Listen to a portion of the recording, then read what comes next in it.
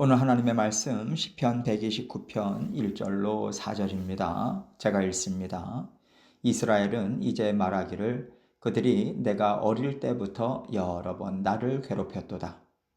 그들이 내가 어릴 때부터 여러 번 나를 괴롭혔으나 나를 이기지 못하였도다. 밭 가는 자들이 내 등을 갈아 그 고랑을 길게 지었도다. 여호와께서는 의로우사 악인들의 줄을 끊으셨도다. 아멘.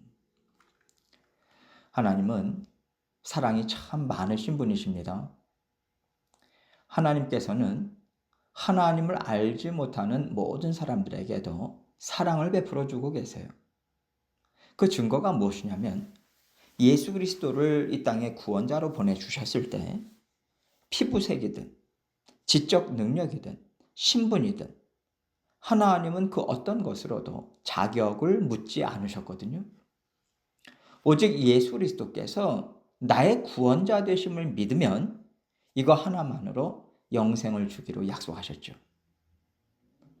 하나님께서 베풀어 주시는 사랑은 어떤 차별도 없는 온 인류에게 똑같이 베풀어 주시는 사랑입니다. 하나님의 사랑이 또 얼마나 크냐면 하나님께서는 믿는 자든 믿지 않는 자든 예수 그리스도의 재림의 때까지 이 세상에서 지속적으로 하나님의 은혜를 받아 누릴 수 있도록 기회를 주고 계세요. 믿지 않는 자녀들에게는 하나님의 사랑을 깨닫고 하나님께로 돌아올 수 있는 기회를 베풀어 주고 계시고요. 하나님의 자녀들에게는 영원한 하나님 나라에서 하나님과 함께 더 큰 기쁨을 누릴 수 있게 하시려고 계속 복을 쌓아주는 일을 하고 계십니다. 그래서 예수 그리스도께서 다시 오시는 그날을 우리에게 가르쳐 주지도 않으시고 계속해서 오래 참으심으로 연장해 주시는 것이 곧 하나님의 크신 사랑의 증거라고 우리는 볼 수 있는 거죠. 이 얘기는요, 이 땅의 모든 인생은 하나님께서 베풀어 주시는 사랑으로 하루하루 이어져 가고 있고 그 하루하루 가득가득 하나님의 은혜로 채워지고 있다는 거 아니겠어요? 이스라엘이 걸어온 길도요. 오늘 시편 기자는 이런 맥락에서 보고 있는 겁니다. 이스라엘이 처음 만들어진 날부터 얼마나 많은 시련을 겪어왔습니까? 그러나 하나님께서 이스라엘을 사랑하시고 지키고 보호하셨기 때문에 계속해서 나라가 자라났고 또 하나님 앞에서 그 시련들을 감당하는 역사를 이어올 수 있었던 거잖아요. 그리고 지금 이 시편 기자뿐만 아니라 하나님의 백성들이 성전을 향해서 걸음을 내디딜 때마다 이스라엘을 사랑하시는 하나님의 사랑을 곱씹으면서 그 은혜에 감격하고 감사하는 마음으로 하나님께 온전한 예배를 올려드리게 되는 거죠. 이것을 통해서 저는요, 예배의 중심은 베풀어 주시는 하나님의 사랑을 알고 감사와 감격과 기쁨으로 영광을 올려드리는 것이 될 수밖에 없겠다는 생각을 하게 됩니다. 때로는 우리가요, 하나님께 받은 은혜를 어떻게 보답할까 생각을 하지만 사실 무슨 수로 보답할 수 있겠습니까? 우리가 하나님께 받은 사랑과 하나님 앞에 봉사와 헌신과 땀 흘려 일함으로써 뭔가를 올려드리는 것들은요, 사실 비교할 수가 없는 거거든요. 그 사랑의 빚을 우리는 다 갚을 수가 없어요. 하나님의 사랑을 다른 것으로 보답할 수 없다면 우리가 믿음 생활에 있어서 힘써야 할 것이 무엇일까? 하나님의 사랑을 깊이 묵상하고요. 고백하고요. 감사하고요. 그 하나님의 사랑에 푹 젖어서 사는 것. 그 소망과 열망함을 갖는 것이 바로 올바른 믿음 생활이라는 생각을 하게 됩니다. 오늘 시편 기자는 하나님께서 베풀어 주시는 사랑과 은혜에 만족하고 기뻐하면서 하나님 앞에서 뛰노는 마음으로 감사를 올려드리고 있고요. 우리 또한 같은 마음으로 오늘 말씀을 생각해 보면 좋겠습니다. 1절 말씀 봅니다. 이스라엘은 이제 말하기를 그들이 내가 어릴 때부터 여러 번 나를 괴롭혔도다.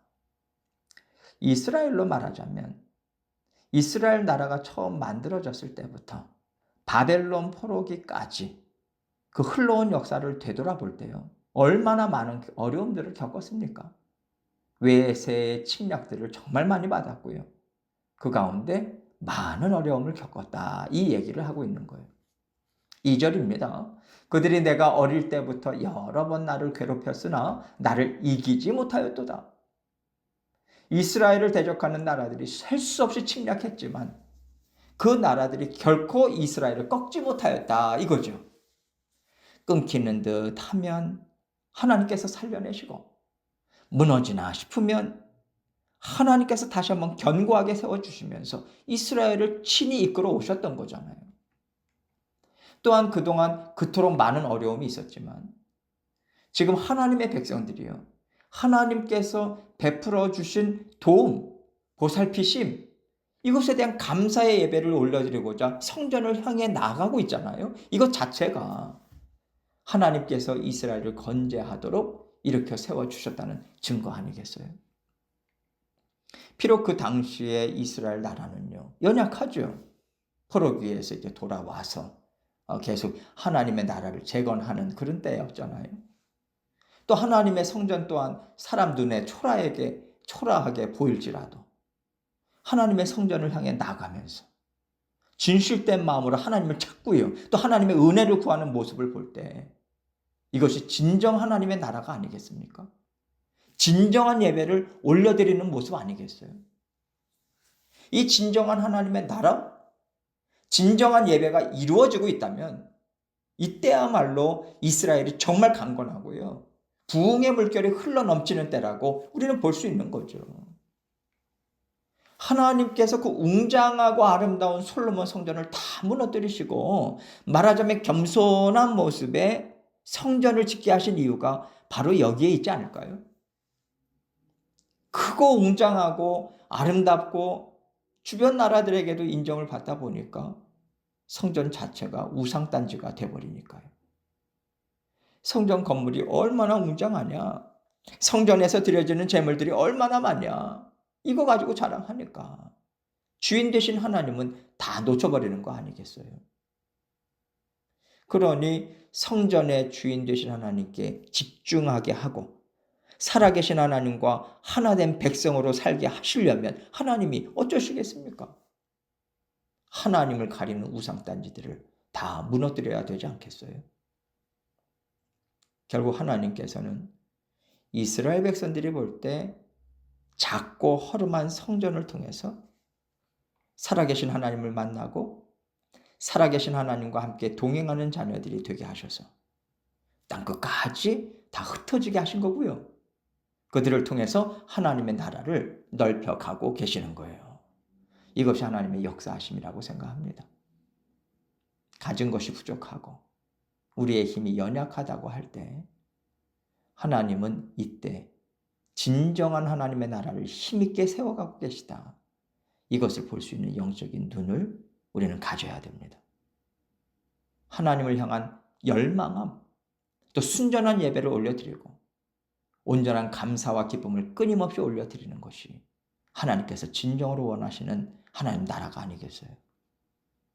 그래서 하나님께서는 항상 우리 마음에 있는 우상단지들을 무너뜨리는 일을 하십니다. 이것을 시편 기자는 3절과 4절에서 얘기하고 있는 건데 3절을 먼저 보겠습니다.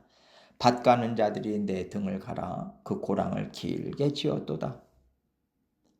이 표현이 이스라엘 백성들에게 연상하게 하는 것이 뭐냐면 채찍에 맞아서 살점들이 막 떨어져 나가는 거예요. 그러면서 등이 깊이 패이는 그런 모습인 거죠. 마치 밭에 고랑이 깊게 파이듯이 기절해서 쓰러질 정도의 고통과 아픔이었다는 거예요. 그런데 4절을 보세요. 여호와께서는 의로우사 악인들의 줄을 끊으셨도다. 그렇게 이스라엘을 괴롭혔던 악인들의 채찍을 하나님께서 다 끊어버리셨다는 거예요. 즉 이스라엘을 구원하셔서 진정한 자유와 진정한 평안을 맛보게 하셨다는 말씀이죠. 이스라엘 백성들이 고초를 겪으면서 하나님의 사랑이 얼마나 크고 신실하신지, 능력이 얼마나 크고 힘 있는지 그것을 경험한 거예요. 고초를 당할 때 하나님의 사랑이 그들에게 더 크게 부어졌기 때문에 그들이 그 고초 또한 다 이기고 지금까지 살아올 수 있었던 것을 지금 이렇게 표현하고 있는 겁니다. 이스라엘 백성들을 구원해 내실 때 하나님께서 동시에 무슨 일을 하셨겠어요? 세상을 사랑하고 세상에 힘 있는 자들을 의지하고 하나님을 외면하고 무시했던 죄성들, 그 마음에 있었던 우상단지들을 다 무너뜨리셨기 때문에 하나님의 사랑을 크게 느끼고 하나님의 사랑에 감사할 수 있는 거 아니겠습니까? 사실 이것이 참 안타까운 일이 아닐 수 없어요. 이스라엘 백성들이 그런 고통과 어려움을 겪지 않고도 하나님의 사랑이 얼마나 크고 신실한가 이것을 사실 깨달을 수 있었거든요. 그랬다면 참 좋았을 텐데 그렇지 못했잖아요.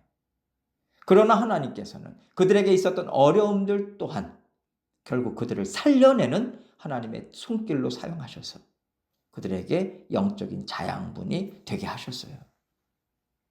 이러한 하나님의 일하심을 통해서 그들은 지금 하나님을 사모하고 하나님의 사랑과 은혜를 찬양하면서 성전을 향해서 나아갈 수 있는 거죠.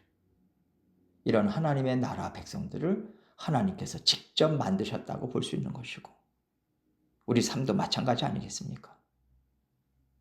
그래서 하나님께서 우리에게 허락하시는 모든 일들은 하나님을 사랑하고 하나님으로 인해서 기뻐하는 마음이 되도록 하나님 다 사용하셨다. 이 결론에 우리는 이를 수밖에 없는 것이고요. 그래서 하나님께 감사하지 않을 수 없는 거죠. 요즘 계속해서 성전을 향해 나아가면서 불렀던 시편들을 생각하고 있는데 이 시편들을 볼 때 하나님을 사랑하고 기뻐하는 마음이 하나님께서 받기를 진정으로 원하시는 예배라는 것을 이스라엘 백성들은 잘 알았던 것 같아요. 여러 나라에 흩어져 살던 이스라엘 백성들이 하나님의 성전을 향해서 올라갈 때 그들은 드릴 제물에 집중하지 않았습니다. 성전으로 올라갈 때 읊조리던 시편들을 보면 그들은 진실된 마음으로 하나님께 예배를 올려드리면서 나아가는 사람들임을 알 수 있거든요. 하나님은 하나님의 거룩한 백성을 만드시겠다는 약속을 반드시 신실하게 이루시는 하나님이세요. 그래서 오늘을 살아가는 우리에게도 하나님은 우리에게 있는 우상단지들을 하나하나 다 무너뜨리시고 꺾고 계십니다. 그래서 진정 마음으로 하나님께 나아가고 하나님을 기뻐함으로 온전한 예배를 드릴 수 있도록 돕고 계시죠. 모든 것이 다 하나님의 은혜고 모든 것이 다 하나님의 사랑입니다. 이것을 깨달을 때마다 우리가 하나님께 올려드릴 것은 진정 하나님 한 분만으로 만족하고 기뻐하는 예배라는 것을 생각하게 돼요. 나와 함께 하시는 하나님의 사랑에 감사하고 기뻐하는 마음이 하나님께는 가장 큰 기쁨이 된다는 것을 항상 붙잡으시고 그 마음을 날마다 심령 가운데 채우고 채우시는 저와 여러분이 되시기를 주님의 이름으로 축원합니다.